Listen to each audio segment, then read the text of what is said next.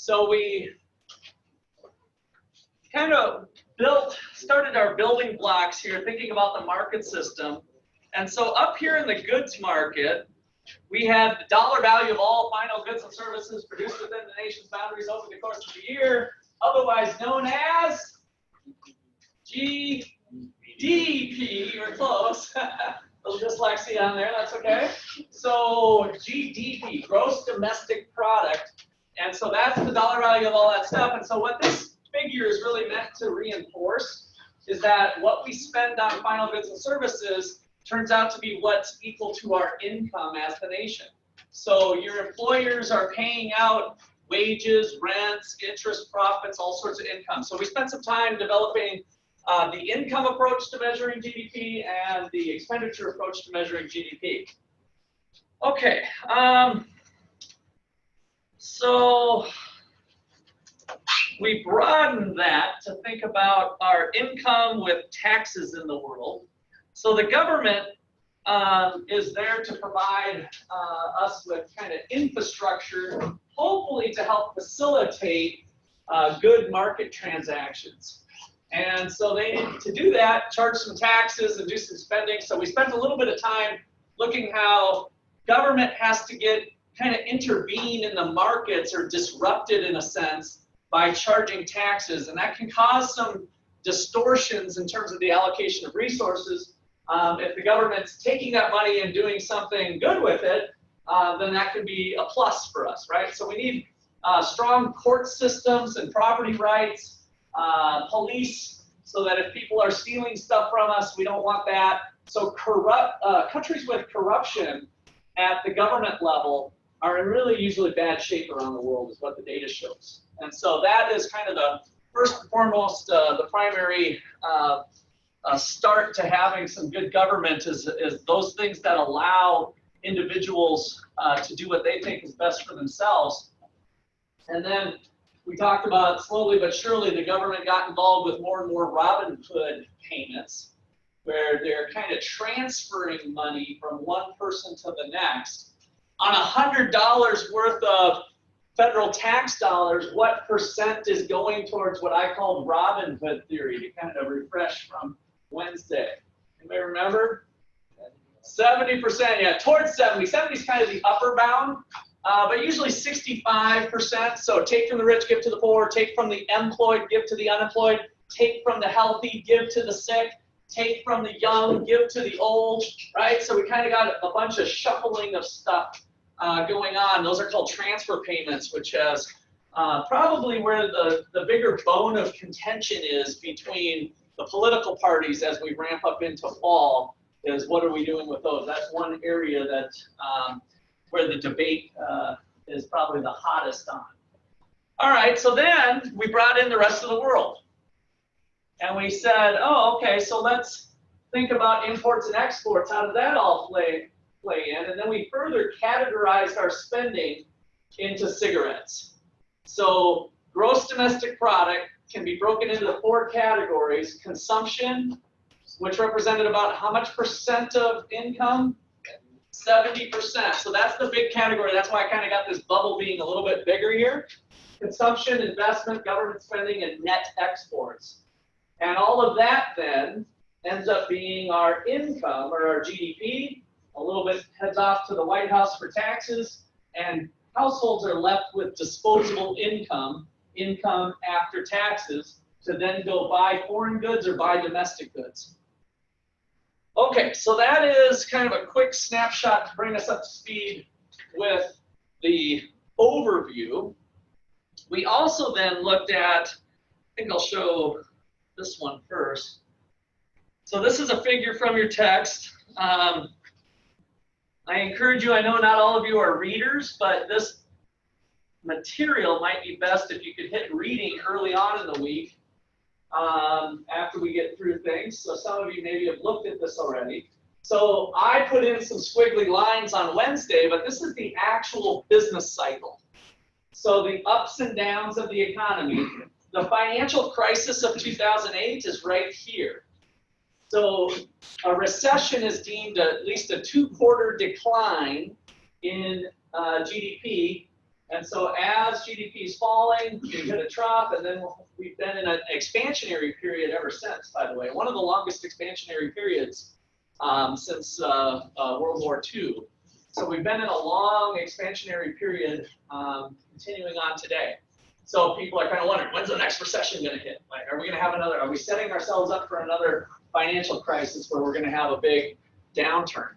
I just happened to in personal finance today, a few of you are in there, pulled up my son's, we were talking about investment. My son on his, he's 21 years old, he started this when he was 17, he earned 25% on his investments this last year. So 25%, so Wall Street's doing pretty good in terms of big business and stock market where he's got most of his little start of long-term investing invested in. So next year, a financial crisis happens, this is like a negative 20% in the stock market. So the stock market falls. Again, the stock market is not this. So it's important to keep those things separate. This is the dollar value of all final goods and services produced within the nation's boundaries over the course of the year. It's far from Wall Street. Stock market is totally different than this, but they do tend to move together to some degree, right? Okay, questions or comments? All right, we talked about prosperity per person. So this graph here shows GDP per person, 1960 to 2014. Again, you see a little bit of the ups and downs and what we've been doing per person. So right now, this was 2014. Again, this has been corrected for some things. We talked about 63,000 before. That's going to be some adjustments to GDP that we'll get into today of why we see a difference in this one showing closer to 50,000. All right, so that kind of closes out chapter. Oh, I did want to show this graph. It's kind of cool too. So we talked about GDP missing out on some things. There's other indicators of economic well-being. So the Human Development Index measures other things like access to drinking water, life expectancy rates, infant mortality rates, all that kind of stuff. So it brings in some broader variables that we care about in society. And this graph just shows how real GDP, GDP per person, and the Human Development Index that takes those into account, this is how they're correlated. So GDP does do a pretty good job of not just measuring money. Oh, Russ, you think everything's about money. No, I don't think it's about money. It turns out this variable, GDP, does correlate pretty nicely with some of those other outcomes that we desire, right? So it's not a bad measure. It's not bad to look at GDP. It might be missing some things in some cases, but in general, here's a couple of African countries, and then we've got our more developed countries up there. So we kind of see that connection around the globe. All right. So let's go to the board. So we had GDP as the dollar value of all final goods and services, which can be thought of with a different equation that I didn't give you last time, but I gave you some of this. Remember, it was the price of chicken wings plus the quantity, or times the quantity of chicken wings, plus the price of beer times the quantity of beer as our warmer-upper went on, plus the price of lawyer services times the quantity of lawyer services. Maybe that's a bad, I mean, we don't want to put that in the same beer and chicken wing category. Plus, all of the millions of things that we add up, it's really just the dollar value of all of that stuff. And so this would be kind of the shortest way to write this equation, Pi times Qi, where I is all the goods in the economy. Yeah, did the sign-up sheet go around there, buddy? All right, so now here's my question to you, is if chicken wings and beer go up in price, let's just say 30%, if this goes up, are you better off you better off in society if beer and chicken wings are more expensive, holding all other things constant? Beer and chicken wings just got more expensive this year. You don't know why. Are you better off? No. Does GDP go up or down if beer and chicken wings go up? It goes up, right? According to this equation, if this goes up and this stays constant, then GDP goes up. Well, that's not quite right. In terms of trying to measure prosperity, what do we really care about as human beings? The quantity of beer and chicken wings or the price of beer and chicken wings? What do we care about as human beings? The quantity or the price? Price? Why? So you just care about the price of that stuff, not how much of it you actually get to eat. So in terms of putting smiles, if we try to measure happiness for the nation, let's see, who's happier? This guy over here with 3 beers and 6 chicken wings, or this guy with 1 beer and 1 chicken wing? Who's happier? 3 beers and 6 chicken wings, right? So the quantities is what we want to focus in on as human beings, the actual quantity of stuff, not the dollar value of stuff. The dollar value doesn't really matter in the sense of it just kind of it would be kind of like if we had different currencies or something, right? The dollar value doesn't really matter, but it does matter if we say people over in Guatemala are consuming 1 beer and 1 chicken wing, and people in the United States are consuming 3 beers and 6 chicken wings, right? So it's the quantity of stuff that's being consumed are the things that we really care about. So what we really want, if GDP is to show prosperity, to have GDP reflect prosperity or well-being,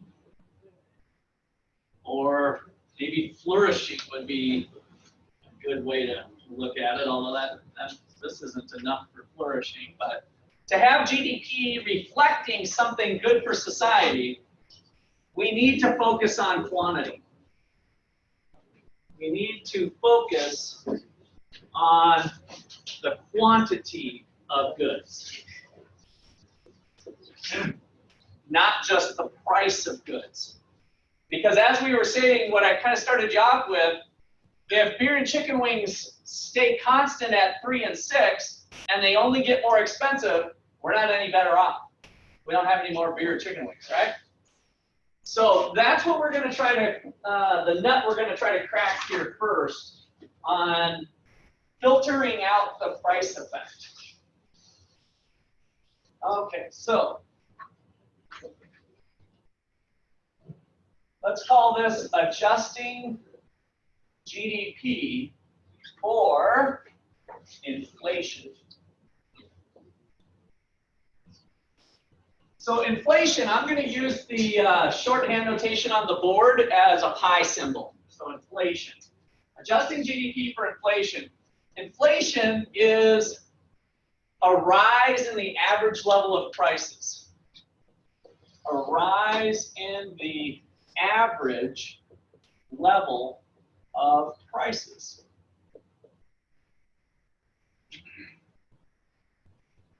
We need to try to correct for that.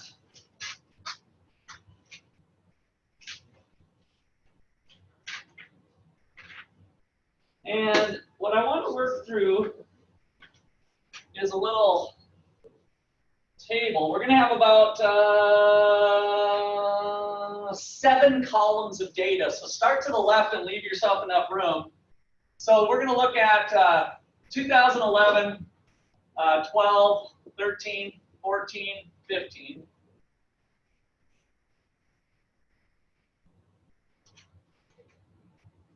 And so this is going to be time, I guess, is our first column. And then we're going to have the price of good 1 and the quantity of good 1. So this good 1 could be chicken wings and beer, right? So the price goes from, let's say, 7 to 9, stays at 9, goes to 10, and then jumps to 13 in the last year. And the quantities run from 23, 24, and then it falls to 22, 23, and then 26.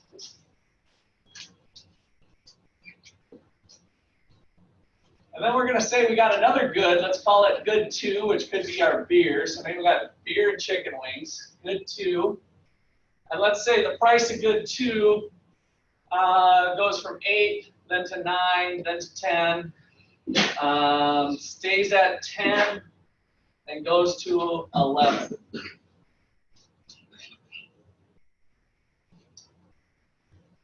And then the quantity of good 2, we start at 20 for our beer, and jumps to 22, then falls to 21,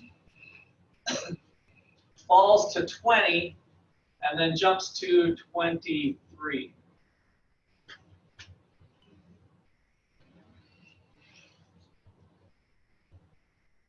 Okay, so now what I want to do is calculate GDP. So the next column is GDP. GDP is the dollar value of all final goods and services. We just got 2 goods in this economy. So I want to kind of go down the rows here and have you guys do. So you guys do 2011, you guys do 2012, you guys do 2013. I'll let you pull out your phones right now and use them as a calculator. Put them in airplane mode for me. If you got your laptop out, great. So 1, 2, 3, 4, 5. As soon as you guys get an answer, I was following this, but I made up these numbers, so I don't have the real numbers. So I need people to be double checking. What is nominal GDP? So it's just price times quantity plus price times quantity equals GDP.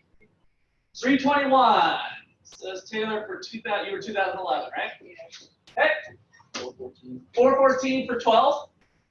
414, and then other people double check if you didn't get 414, because again, I'm just taking your guys' word for this. Need 13, 14, 15. 14 is 430. 14 is 430.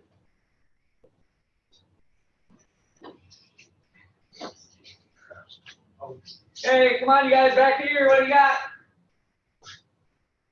Somebody give me 15 and 13. 591 is 15. Okay?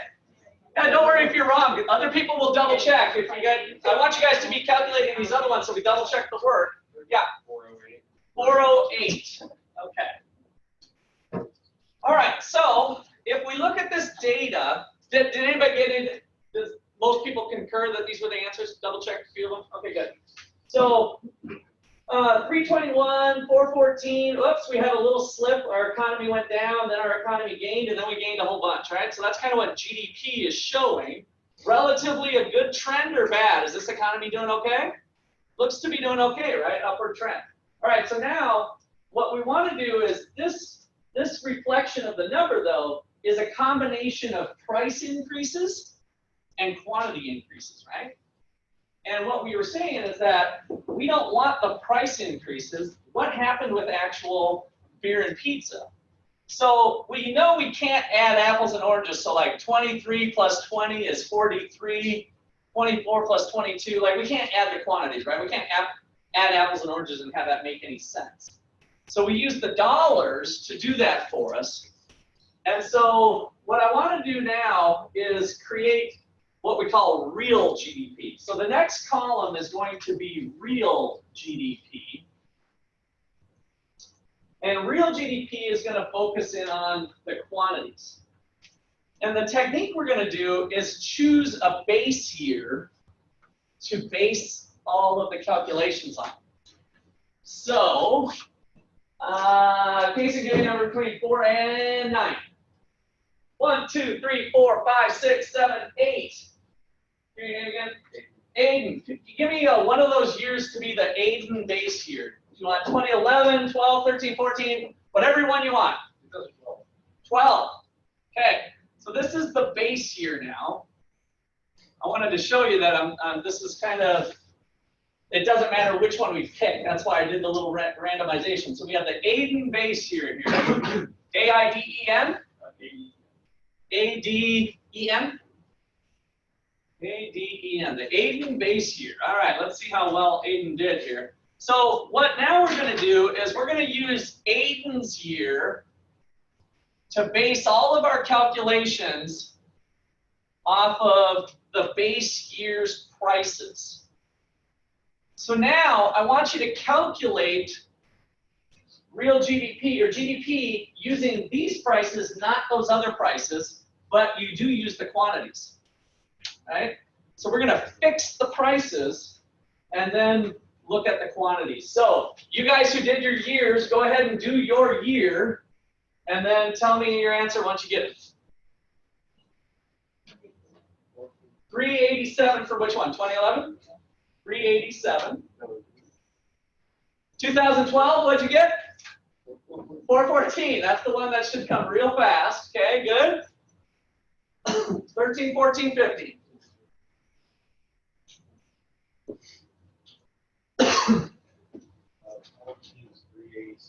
387 for 14. 387. You in the back?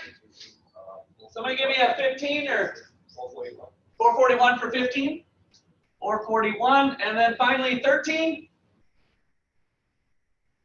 Don't be bashful. Even if you're wrong, it's no big deal. How much? 387. 387. Same thing, huh? Okay, so let's see here. We're using the 9s, 21, 22, 23, 20. Something don't seem right there. Did everybody get 13 and 14? 387. Well, 387, I got that confirmed, and 387 for 13 too? Seems weird to me that that would work out that way if we've got 22 and 21, 23 and 20. Is that the way it works out? Yeah. Funny, wow, we got that one kind of just happen that way. All right, good. So with these numbers now, did we really gain the way we thought now that we've corrected for prices? No, right? So check it out. We had some growth here in beer and chicken wings when we think about the quantities now. You all see how that's reflecting the quantities, right? We fixed the prices. So it doesn't matter really what we value them at. We fixed the prices according to the base year. And so we get 414, and now we're down, now we're flat, and then we're up. So it kind of changed what that graph would look like, and it's reflecting the quantities rather than the prices. Okay, questions on that?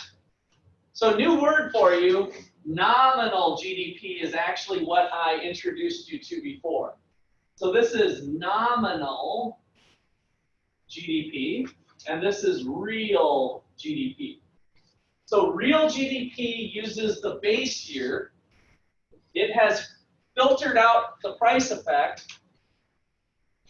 Nominal GDP has the other. All right. Last thing we're going to maneuver here is we're going to calculate an index. How many of you have heard of the CPI? Just heard of it. I'm not going to ask you what you think it is. The CPI. So anybody know what it stands for? Yep. Consumer Price Index. Good. So Consumer Price. Give me your name again. James. So James is right. Consumer Price Index, and that's what we're essentially going to be measuring is an index of prices. The way I'm doing this right now is not the Consumer Price Index, but we'll get back to what that is. So the price level, we're going to take a ratio of nominal GDP divided by real GDP. In other words, we're just going to take this number divided by this number divided by this number, and create a new table. So pick your years again. As soon as you have the year, All you're doing is taking this number divided by this number divided by this number. You're creating the what we call the price level. Price level.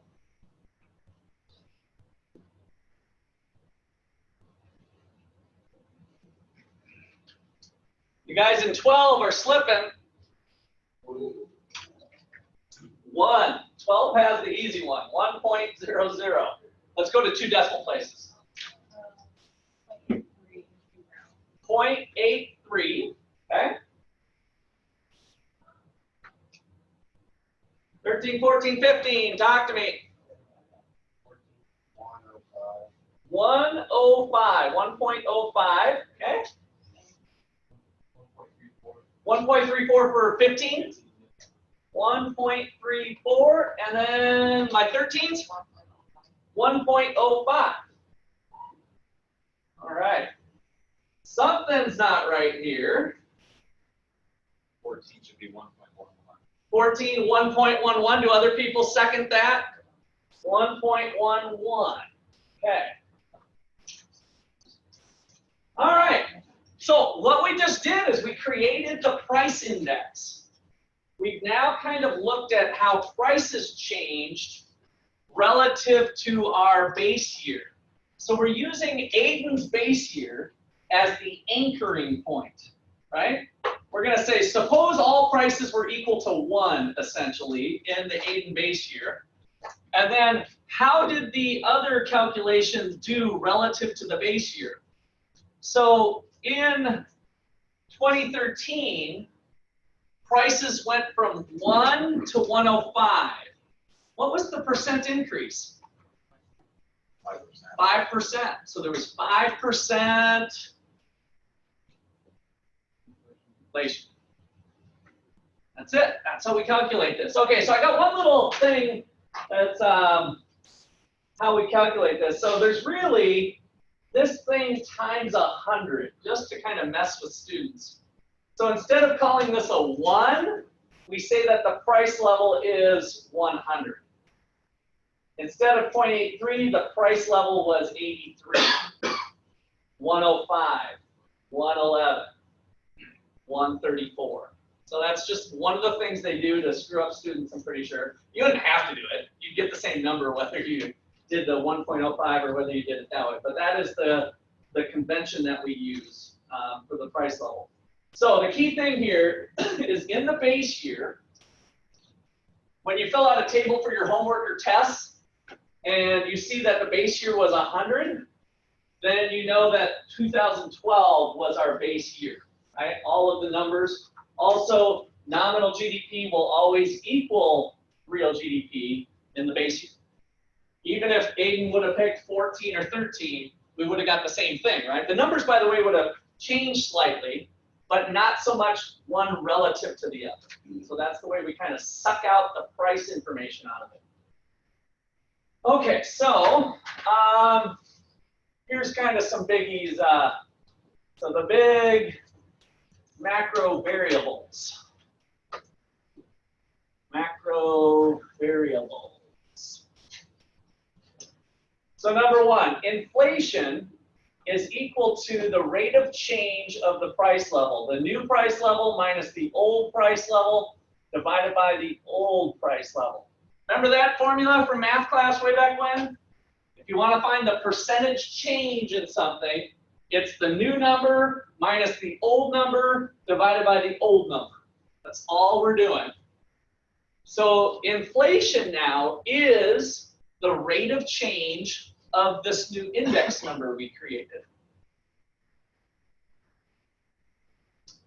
Now, we can look at inflation from 2012 to 2015. Like, what was inflation over this 3-year time frame?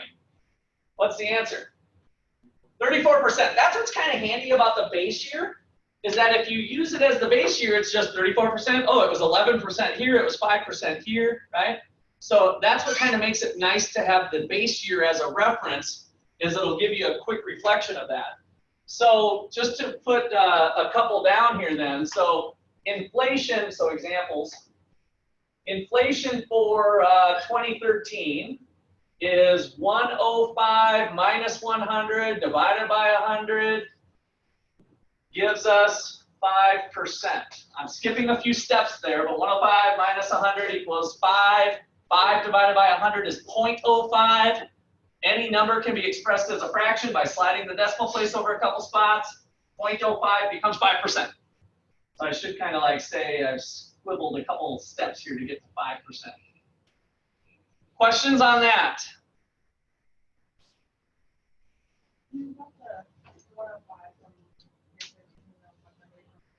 Yes, so what I was saying was to go from, for the inflation rate for 2013, we go back 1 year. Yes. Now, I'm glad you brought that up, Taylor. So we got the inflation rate for 14. What we'd actually do, whenever we put 1 year, we typically do in 1 year increments. So now we go 111 minus the previous year, 105, divided by 105. Somebody with a calculator. 6 divided by 105 is 0.057. 0.057. So 5.7% inflation in 2014. You see how we're going from one to the next year for a 1 year? So there's nothing wrong with doing it over a larger period of time either. So I'm going to do one last one here. So inflation from 12 to, let's jump down to 15. It would be stated that way, like you're looking at it. Otherwise, the default is usually annual. So inflation from 12 to 15 is equal to 134 minus the 100 divided by 100 gives you 34%. We have 34% inflation over that 3-year time frame.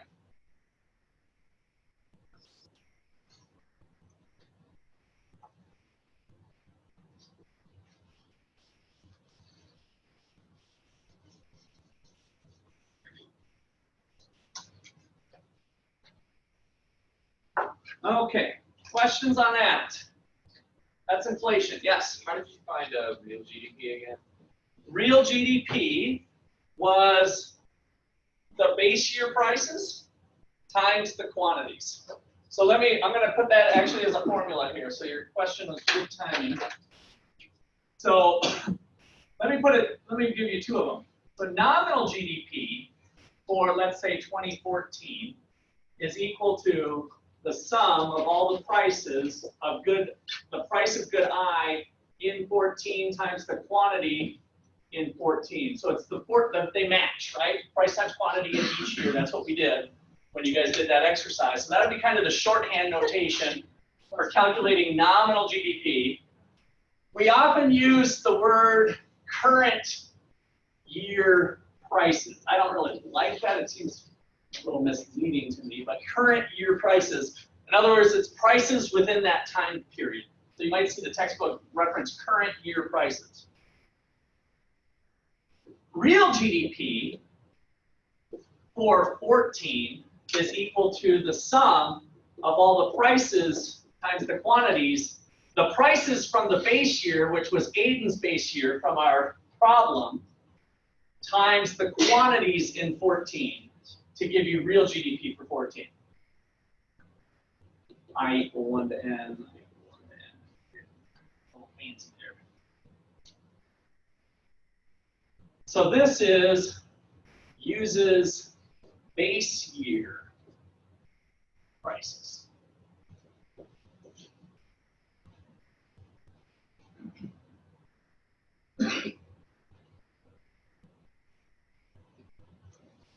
Any other questions on those two calculations?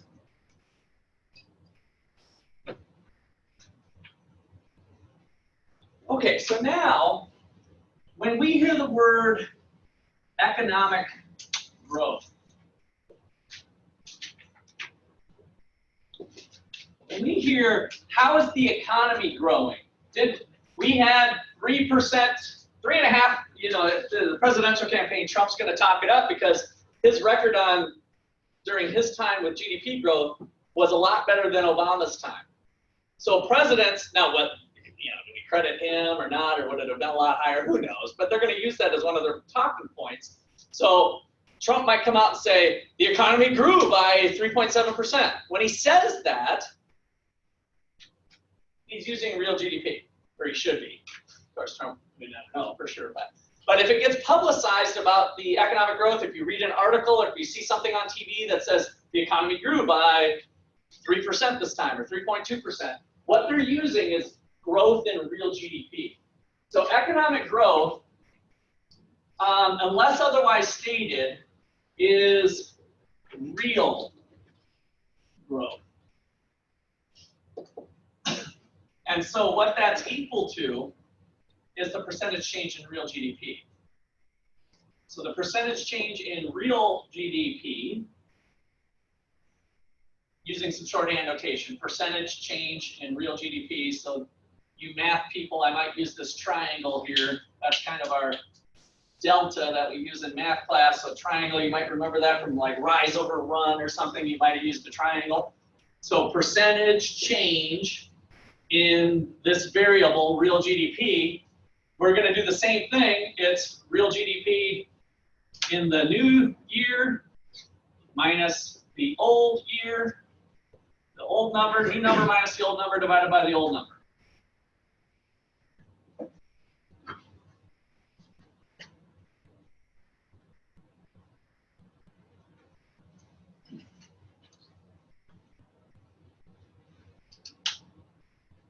So,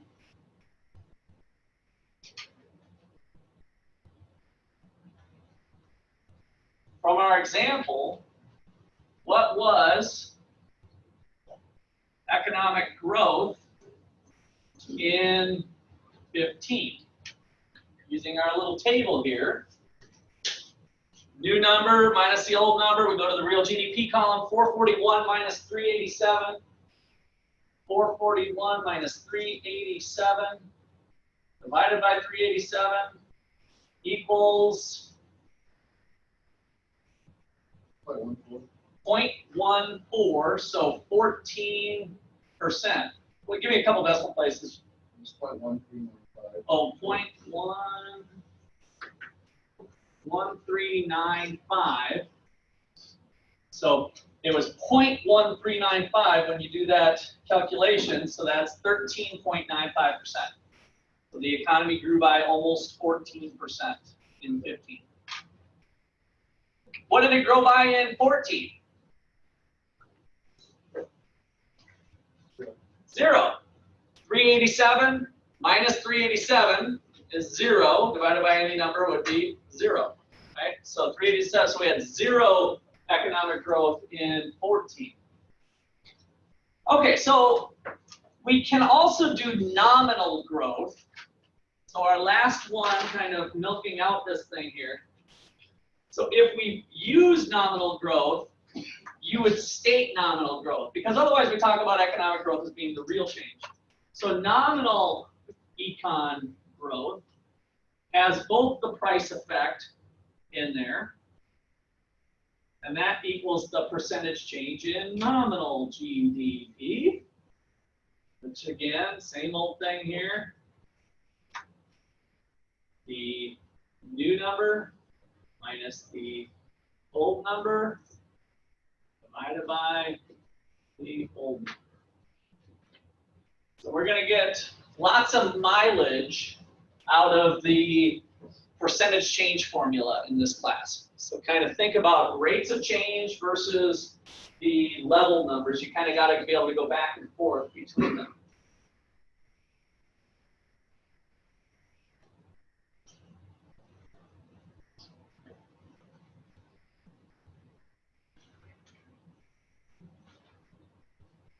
All right, questions or comments there?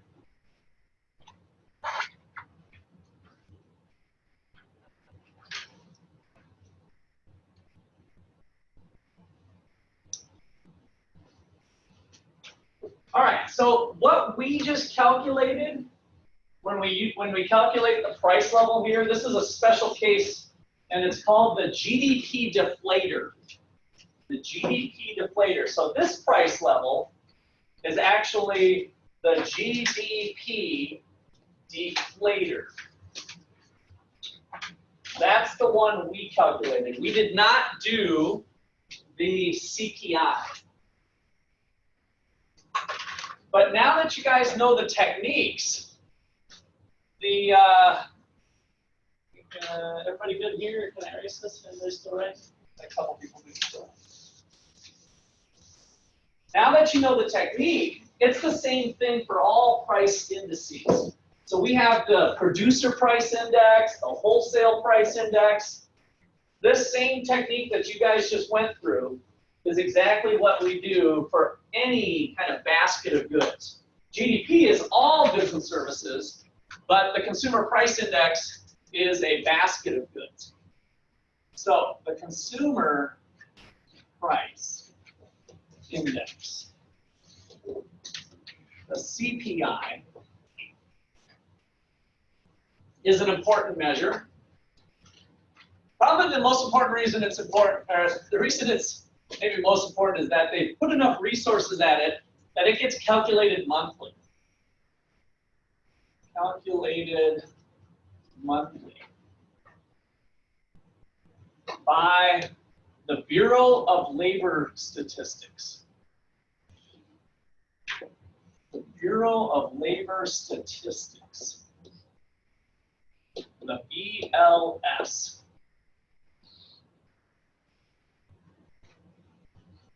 So a government employee goes around and checks the prices of typical goods that the average consumer buys.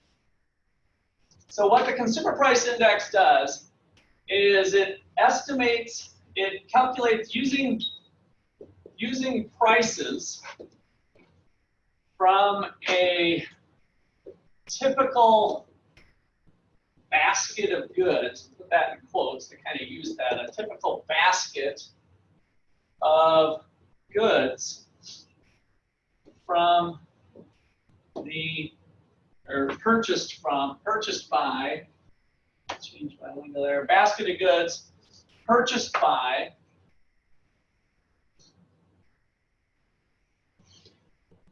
the average consumer. So they do surveys periodically to look at what people are buying. It's called the Consumer Expenditure Survey. And I think they do this every few years. They change the basket. Here's what's in our basket. So the typical basket has 42% housing. So the average consumer out there dedicates about 42% to housing, 18% to transportation. So we've got a car, gasoline, insurance, bus passes, subway fare, all kinds of stuff devoted to transportation. So these are kind of broad categories of what the average American is doing. And we've got 15% to food and beverage. So beer, chicken wings, there you go, 15%. 6% into medical care. 6% medical care.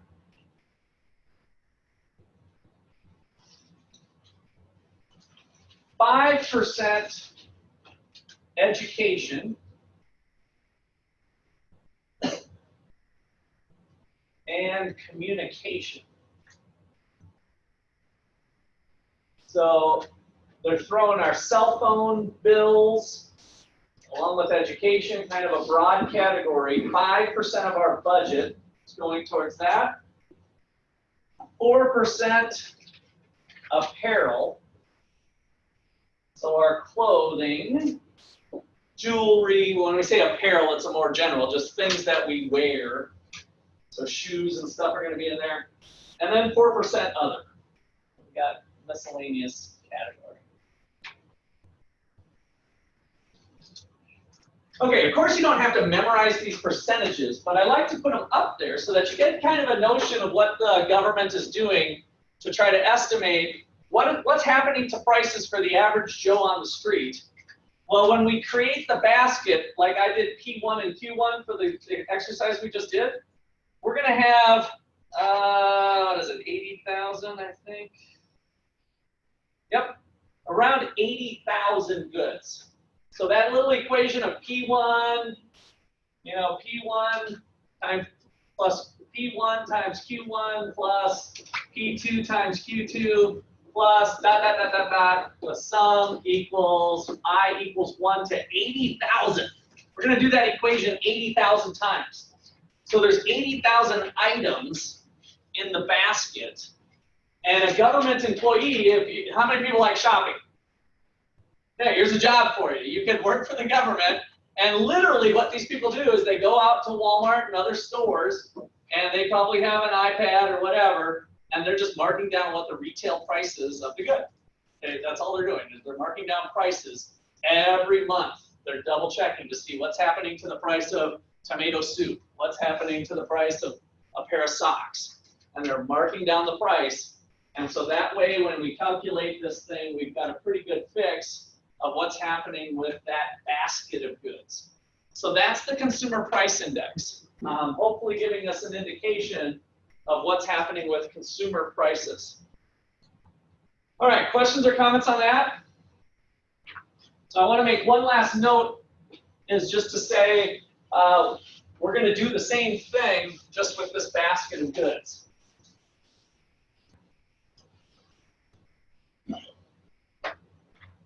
So note, calculation is the same as the GDP deflator, except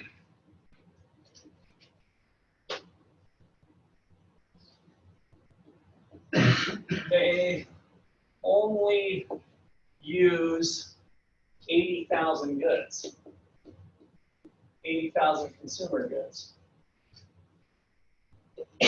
instead of all final goods and services, which is, of course, what GDP is, right? GDP is all final goods and services. This is just a basket of goods. So in some respects, the GDP deflator is a better estimate of inflation, because why would we only pick 80,000 things when we could have everything?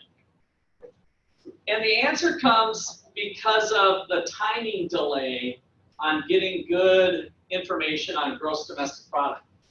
So by the time we get information, it's about 6 months down the road for the first estimate of GDP. So if they were to wait for what is the inflation rate according to the GDP deflator in January of 2020, you're going to have to wait until July of 2020 to learn what the inflation rate was for January of 2020. Does that sound like the type of information that would be useful to you as a decision maker? If you care about inflation, if you're working on Wall Street, or if you're working in banks, does that sound useful to you? Or is 6 months ago like 4,000 years ago as far as your world is concerned, right? 6 months is way too old. And so this monthly data is really clung to closely, especially by the finance industry on Wall Street and banking and around the world, on what is the inflation rate this year, or this month rather. So month after month they come out with that information, and that is looked to very carefully by financial institutions and investors alike. Okay, questions there? CPI.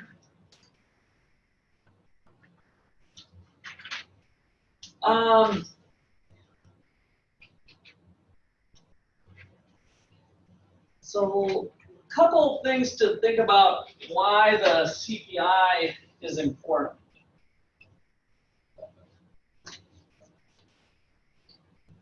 So if a bank lends you money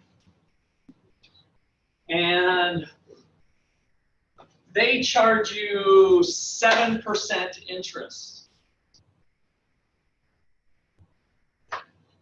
If inflation is 3%, how much did they really make? So let's put that down while you guys kind of think about it. Let me get the numbers down. So example, let's title this, why is inflation important? Why is inflation important?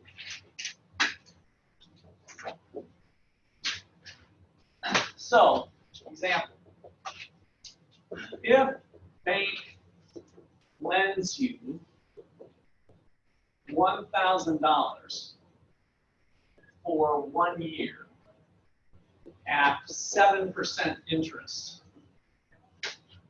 at an interest rate, let me be a little more careful here. So this is where we're going to use these words. At a nominal interest rate, which I'm going to use the notation little I. That's a little kind of script I. So by nominal, it was just current year prices. Like that's like if you go to the bank and they say, "Oh, we'll do a car loan for you," it's going to be 7%. That's the nominal interest rate, right? So the rate that they quote you, the quoted rate, is the nominal rate. So before I even put more words on the board here, if you've got at a nominal interest rate of 7%, so I equals 7%, how much do you owe the bank next year? Assuming we're not doing like monthly payments, we're just kind of doing kind of simple. I'm not trying to trick you at all here. So 7% interest is what you owe them. What do you owe them next year on a 1-year loan? 1,070, right? So 7% of 1,000 would be 70 bucks. So you're going to have 70 bucks worth of interest. So that's how it would work. That's how the bank makes money. So if the bank lends you $1,000 for a year at a nominal interest rate of 7%, and inflation is equal to 3%, how much did the bank really earn? Question mark. Underline really, in terms of real.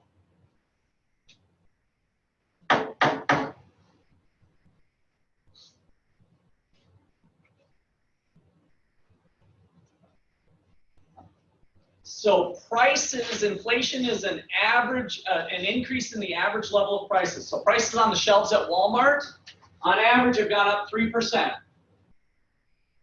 Bank lends you money at 7%. You pay back the bank. You were good with your loan. Your credit's in good standing. If inflation was 3%, how much did the banker really earn? 4%, or 40 bucks in a sense, right? How'd you get that, Bryce? Or what you thinking? Minus the inflation rate from the interest rate. And why would that be the appropriate thing to do in terms of you're a banker who's trying to make money? Why would that be an appropriate thing to do? Because that your money is worth less in terms of buying power. Yeah, your purchasing power, your buying power has gone down, right? So one way to think about it is if the bank didn't lend it to you, they could have went out to Walmart and bought $1,000 worth of stuff. Give me roughly an item that would be a buck. Somebody, roughly a buck. Give me a buck. Huh? Red Solo Cup. I lift you up. Let's have a party. All right. So, example. What are we at here? 2020. The price of a red Solo Cup equals $1. Implies Miss Banker could go to Walmart and buy how many red Solo Cups? 1,000 with the $1,000. And buy a quantity of red Solo cups equal to 1,000 units. Everybody with me? So they got $1,000. They can run to Walmart, buy 1,000 cups with their $1,000 in 2020. So, what about 2021, given the circumstances? So if, let me put this in blue here. So if interest rate was 7% and inflation was 3%,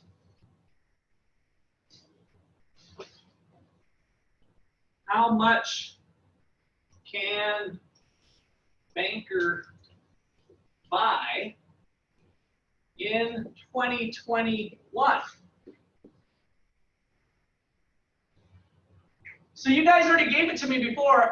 Assuming you paid back your loan, how much does Miss Banker have in her hand? 1,070. So Banker has $1,070. And what's the price of a red Solo cup? $1.03. So Banker has 1,070, and the price of a red Solo cup in 21 is $1.03. How many red Solo cups can Miss Banker buy? Who's got their calculator out here? We got $1,070. Miss Banker goes to the Walmart and finds the price of $1.03. How many red Solo cups is that going to buy? 1,038. So the quantity of red Solo cups in 21 is simply going to be my $1,070 divided by my price of 1.03 gives me 1,038 red Solo cups.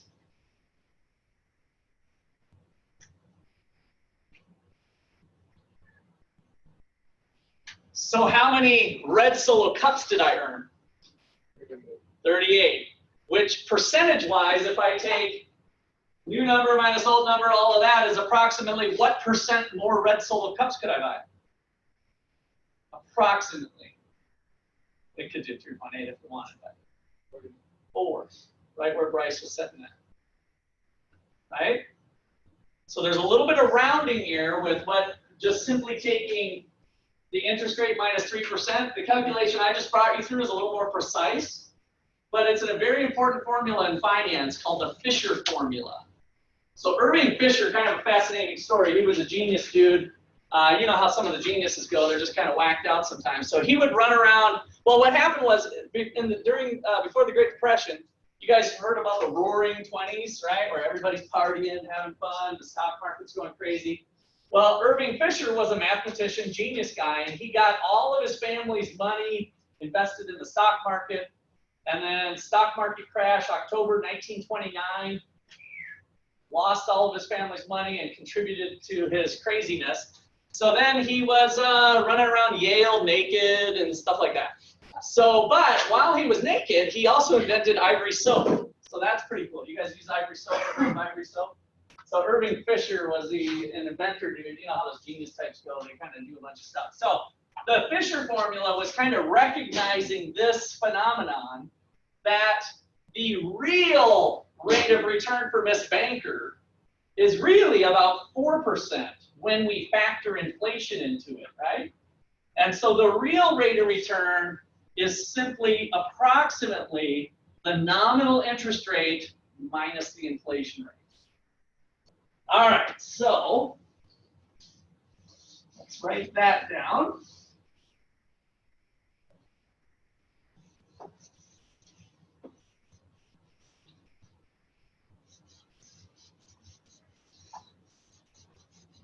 All right, so let's see. So from this, the real rate of return let's call it little r, or I call it little r. The real rate of return for Miss Banker is the 1,038 red Solo cups minus the 1,000 that she could have bought a year earlier, divided by the amount she could have bought earlier, which gives you 3.8%.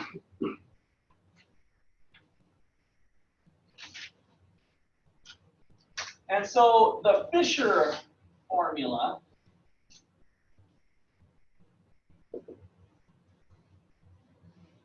is an estimate of the relationship here.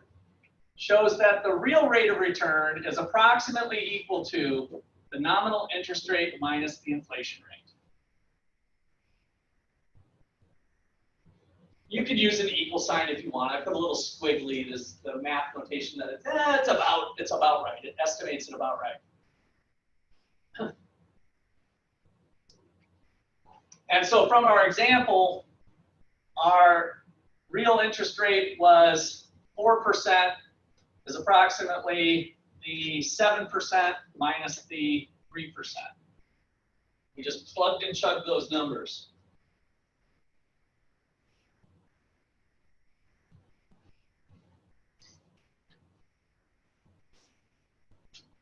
So if you're a banker, do you care about the inflation rate? Yeah, you should, especially when you're allowing people to pay back money in the future.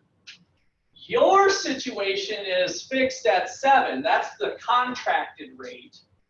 But if inflation was off and it turned out to be 4%, who got screwed and who got helped? Did Miss Banker get screwed or did you guys get screwed if inflation turned out to be 4%? The banker got screwed. So if there was unexpected inflation and it actually was 4%,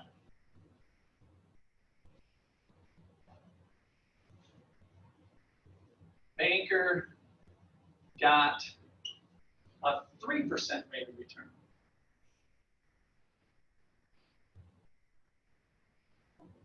Parentheses, got screwed.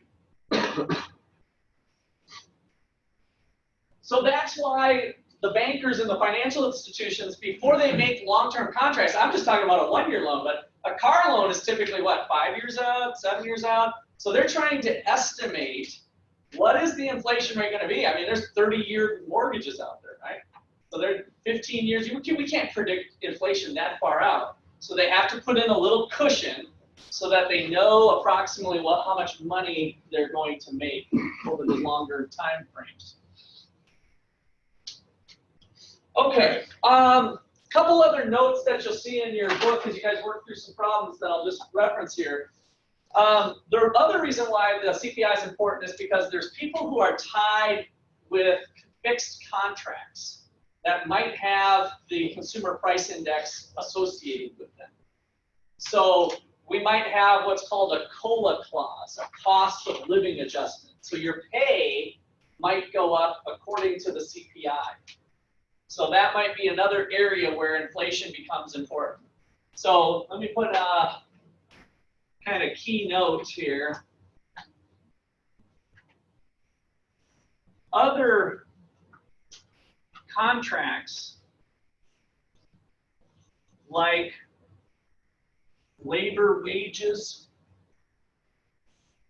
Social Security, rental agreements, usually commercial, I'll put commercial rents. So commercial leases. Other contracts like these things may have a cost of living adjustment. We call it a COLA clause.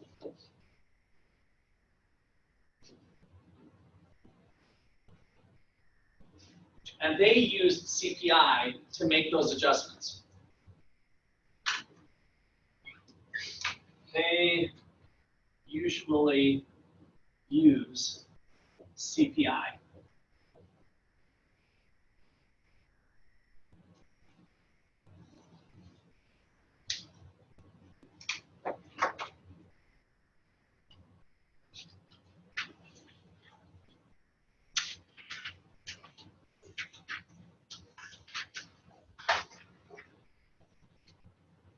Okay, any last questions on that?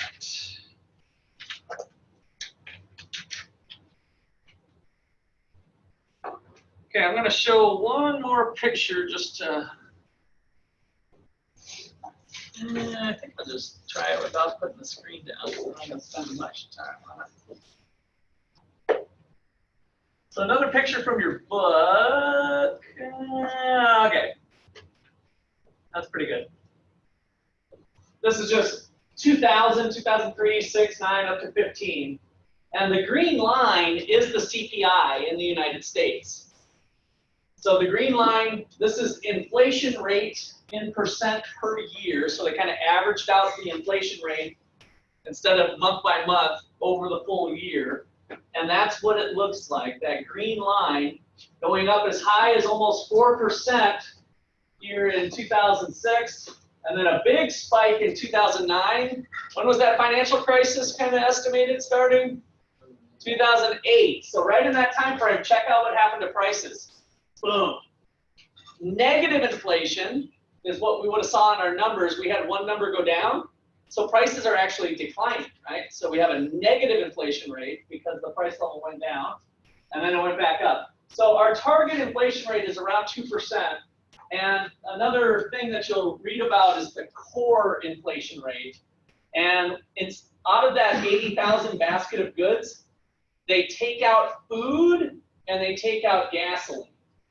Now, I don't always agree with this. There's some reasons for it. But look at when they take out food and gasoline. See how much smoother the ride is? So they're kind of started to use what they call the core inflation rate for policy making decisions. Because the other one can be erratic, because sometimes gas prices go up for whatever reason, food prices.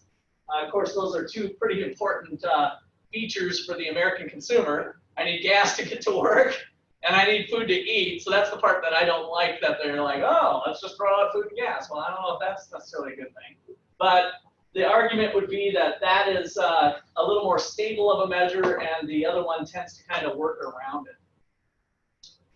Okay, questions on inflation?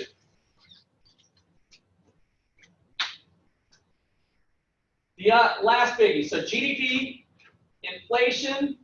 You're not using your phone there, are you? Calculator, all right. Perfect. You can put that right up top and use it if you want. I mean, you can use it down there, I guess that's cool too. But. All right, so yeah, put away your phones right now. So we'll, if you had your phone out, tuck that back away, because we're going to talk about the last biggie of this section, and that is unemployment. So unemployment is everybody who's not working unemployed. If you're not working, are you unemployed? Sounds reasonable, right? Well, it's not true in terms of the statistical measure that we learn in economics. There's a kind of a key feature to whether you're unemployed or not, whether we count you as unemployed, whether the government counts you as unemployed. And can you think of anybody not working that it would be almost crazy to think that they're unemployed? Think of somebody who's not working that, like, well, I wouldn't exactly call them unemployed. Like your grandparents, so great-great-grandparents maybe even. So a 95-year-old is not working. Are they unemployed? Yeah, maybe. How many of you have some babies in the family somewhere? Maybe a brother or sister has had a, little guy. I love babies. I used to babysit when I was little. I love playing with babies. So we got let's call it a 6-month-old baby. Is that baby unemployed? The baby is a human being, correct? I mean, wherever you stand on abortion, I don't really care. But now I'm talking about a 6-month-old baby. Would you consider it a human being? Yes. Is that human being a part of the United States? Is that baby not working? Yes. Is the baby unemployed?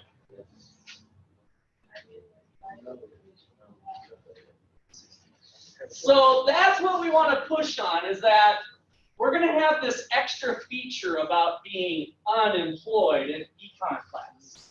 It is not just not working.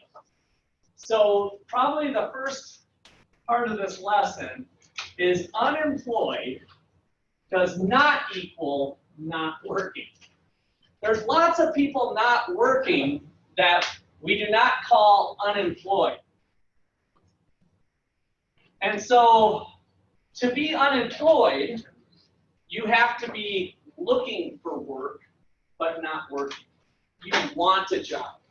That little baby does not want a job. The baby barely knows what, all it wants is to, get a bottle once in a while and fall asleep. I mean, it doesn't even know that. It just does that involuntarily. But it knows when it wants a bottle, right?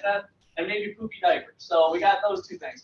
So unemployed, if you're unemployed, you need to be looking for work, but not working.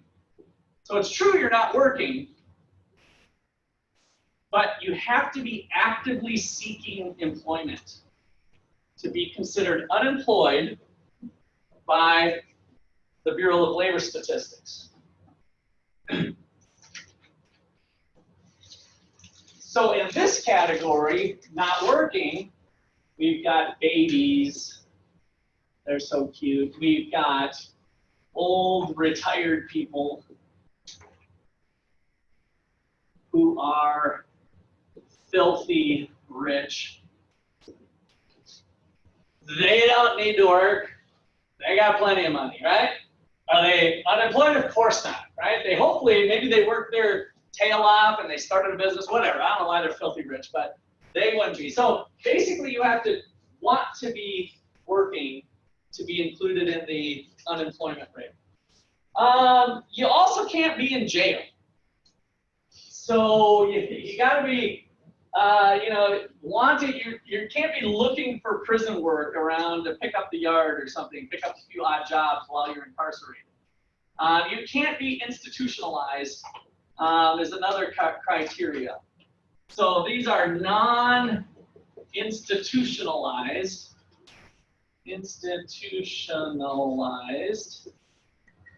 prison, locked up because you're crazy, whatever. So non-institutionalized.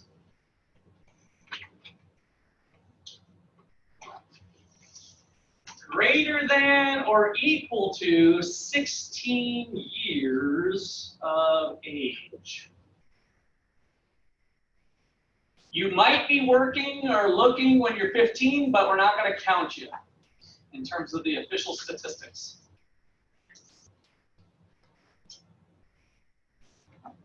Okay, so that's the type of people we're trying to seek out. And I like the graphic that we've got in the book, so I'm going to put that up on screen to think about the population that we're drawing from.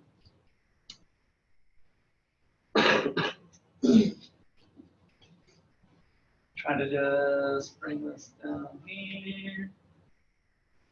Yeah, this works right there. Okay, this is what I want. So here's the different categories that we have. Starting with the population. So the population for the United States is around 350 million. I think this is a couple years old. So 320 plus million people. So all the babies, all the old people, everybody that's got a heartbeat, even if it's an artificial heartbeat from a machine they're hooked up to, all those people count, right? The total population of the United States. Then we have the working age population, these guys.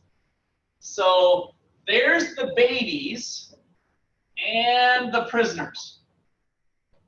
Babies and prisoners, right? So if you guys were ever wondering, like, I wonder how many people are in jail and how many people are young. Well, there's people less than 16 and people in jail of the population. So notice we're down to around the 260 range here. We call that the working age population. Why would that be kind of an interesting number to have? Why would you want to know, like, well, what is the working age population? Why might that be interesting? Production possibilities. Yeah, we kind of talked about production possibilities, and I think that would be it. Like, okay, like maybe if we were having a big time war or something, like, and we all had to really buckle down, like, this is the working age population. Like, this is the population that we could possibly draw from, right? Working age population. And then here are the people that want to work. The labor force. So the labor force is the fraction of people that want to work. Here's the fraction that maybe is the filthy rich person that's already retired, right? They're in the working age population, but they're choosing not to work. They don't want to work. Yeah? But would people who sit on like the corner with like signs? So they would be out of the labor force unless they want to work. So here, you're bringing up the question. So how do they gather this information? They actually go out and survey people, and they call up the Jacob's house, and they say, hey, can I talk to mom or dad? Okay, sure. Here's Sally. Jacob's mom's not Sally, but I don't know what her name is. I can't remember. I probably should, but anyway, I don't. So Sally, are you currently working? No. Are you looking for a job? No. Hell no, I don't want a job. Okay, you're in this category. What about your husband?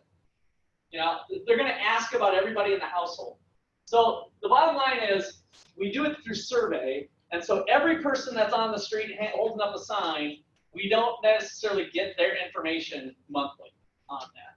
But they're continuously monthly giving surveys out to the general public.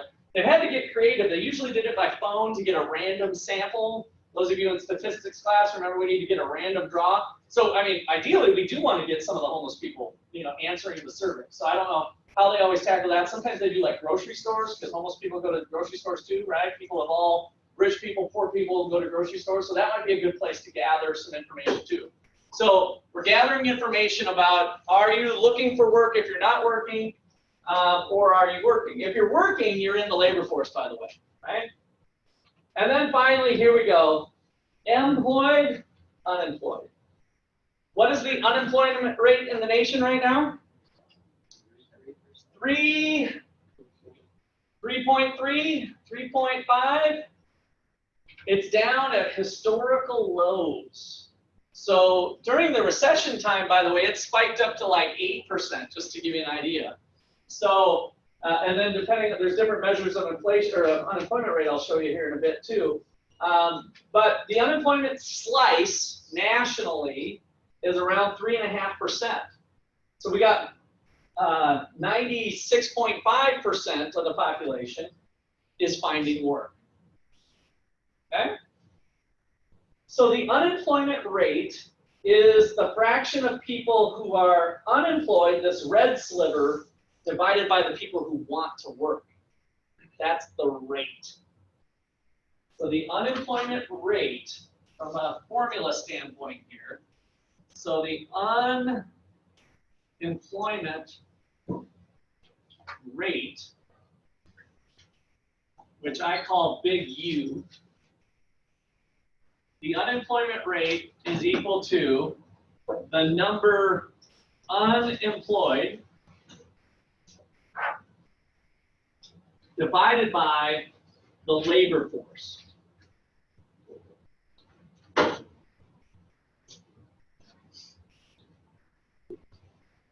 The labor force, again, are the people who are either working or not working but looking, right? So it's the red sliver divided by this green sliver is this. Now, doing a little mathematical wizardry here, we could take the number employed and the labor force minus the number employed. So the labor force minus the number employed. I'm doing this because you might see a homework problem that would be like this. Labor force minus the number employed actually equals the number unemployed, right? That's the way we just defined it graphically up there. Divided by the labor force. Which now, using a little mathematical wizardry here again, LF divided by LF equals 1. 1 minus the number employed divided by the labor force. So this is the what rate? What's this one? The number employed divided by the labor force would be the what rate? This was the unemployment rate. This would be the employment rate, right? So this is 96.5. 1 minus 0.965 equals 3.65. Or 3.5, sorry. 3.5, right? So anyway, you can go back and forth between the employment rate and the unemployment rate, which you might see some homework problems or test problems that might go a little back and forth there. So either way is fine. Okay, questions on that? All right, so let's see, let me do these while we're doing a little formulas first. So I'm just going to show you these in the book real quick. I think you'll get them now that we've looked at that graph. Employment to population ratio. What does that mean? How many people are employed divided by the working age population? Kind of an interesting statistic to think about. Everybody who's 16 years of age and older, how many of those people are actually working, right? So the employment to population ratio for working age population. Another quick little statistic here. The labor force participation rate. Labor force divided by the working age population. So how many people are choosing to want to be in the workforce that are of age to do so? And then that is kind of a cool, I think this is the one here for men and women. No, this was over time. Let me see if they got the. Oh, they used to have a cool one that was male and female. What do you guys think has happened that you've read about? You guys pretty much lived through it now, but women in the workforce versus men in the workforce. We can look at the male labor force participation rate and the female labor force participation rate. You guys can imagine, maybe from your history or what you know about American culture even from 50 years ago, what do you think's happened to the female labor force participation rate? Has it gone up or down? Up, right? And males have actually kind of flattened or gone down. So we've had this convergence. So it's kind of a fun graph to look at because the two graphs kind of merge together as you go through time to show gender trends with employment. Okay, so anyway, that was down. That was not the one I really was hoping for. Here is kind of a nice longer picture of unemployment. So here was some recessions way back to the 80s. We have some pretty bad unemployment, right? 10% unemployment. The last recession, I mentioned we were up there too. And down here, we're getting into the 3 to 6 range. So right now, if we extend this out to 2019, on this graph, we're down to here again, right?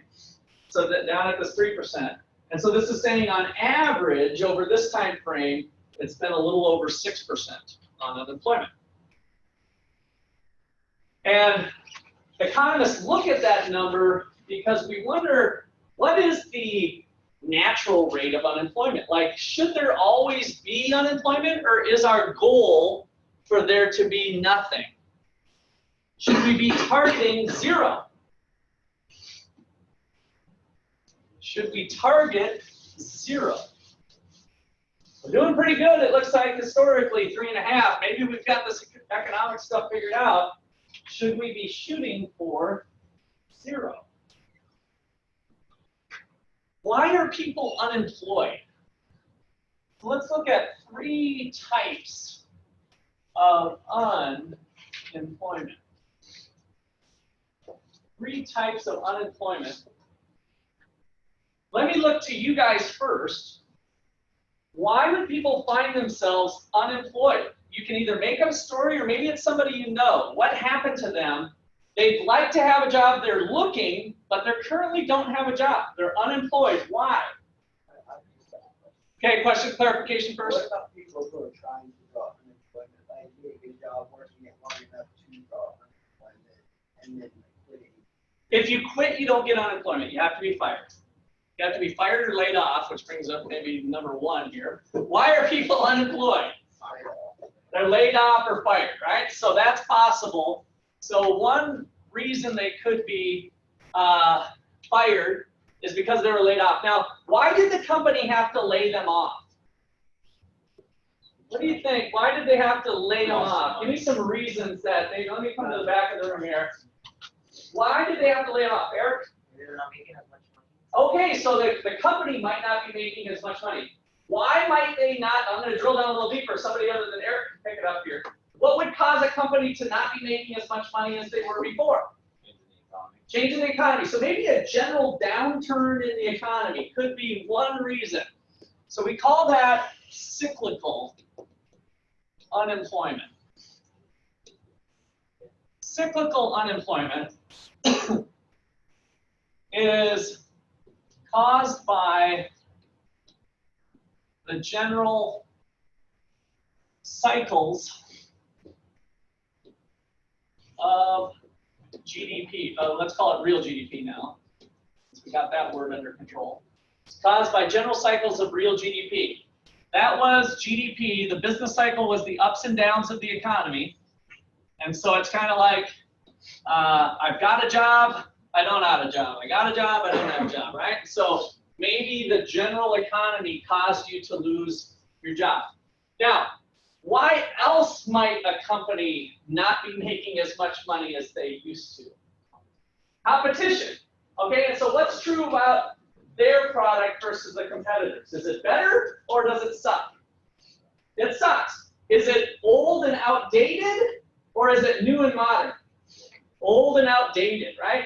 So if we think about, all the money that the old video store used to make off DVD rentals, right? And they're still out there. There's the store. And they're like, geez, Johnny, why aren't sales as good as they used to be back in 1996? Well, that's, did you not hear that kids are like streaming stuff now? It comes through the air magically. You don't have to have a physical thing, a disc to put into machines anymore. Whoa, I never thought about that. So that would be a form of structural unemployment. So number 2 is structural unemployment.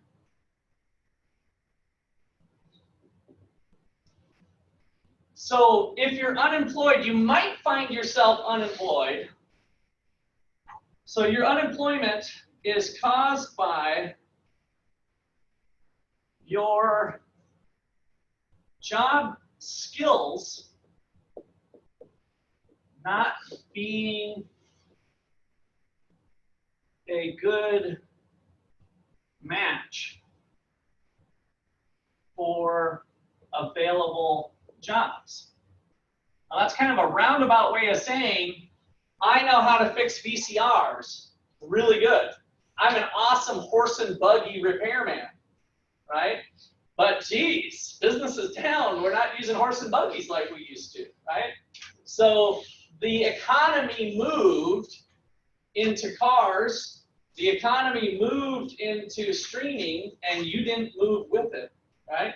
And so you find yourself unemployed because of the skills. So you've got obsolete skills. So let me just put the example and I'll take your question. Example, VCR repair or horse and buggy. Horse and buggy, I'll just put repairing in this for.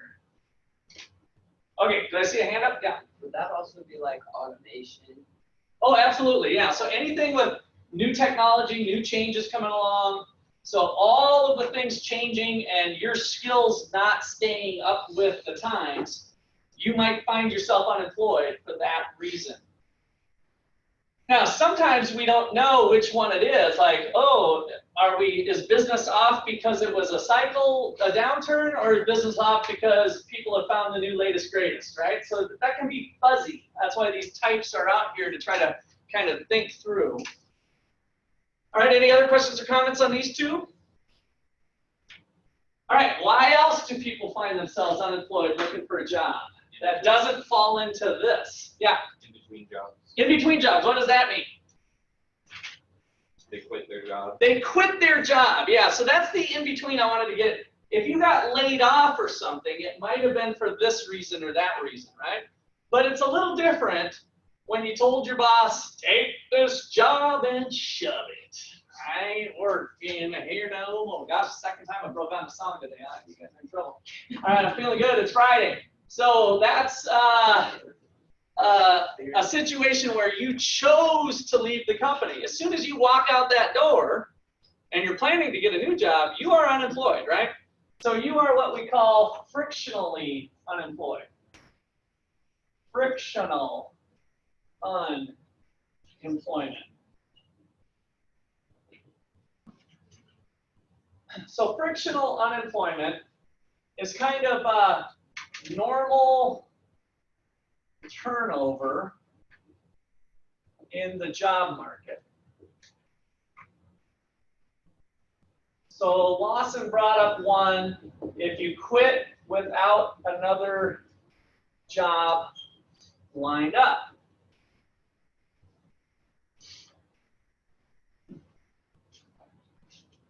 Another example would be, hopefully one you guys will get to pretty soon. You guys know what, see if you can see what I'm getting at here. Da, da, da, da, da, da. What am I imitating? Graduation. Graduation, and then you go, woohoo! I graduated from college. You throw the hat, and then you're like, oh crap, I got to get a job now, right?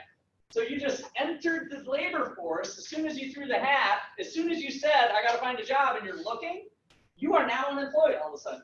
You are no longer a college student. When you're a college student, if you're not working and you're like, oh, I don't want a job, I want to focus on my studies or whatever. As a college student, you're not in the labor force. But as soon as you throw that and you decide you need to get a job, you've all of a sudden become instantly unemployed. So we have new entrants into the labor force.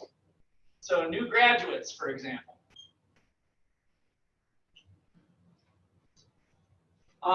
We could have old people that thought that it would be fun to retire, and I'm going to buy an RV, and I'm going to travel the United States.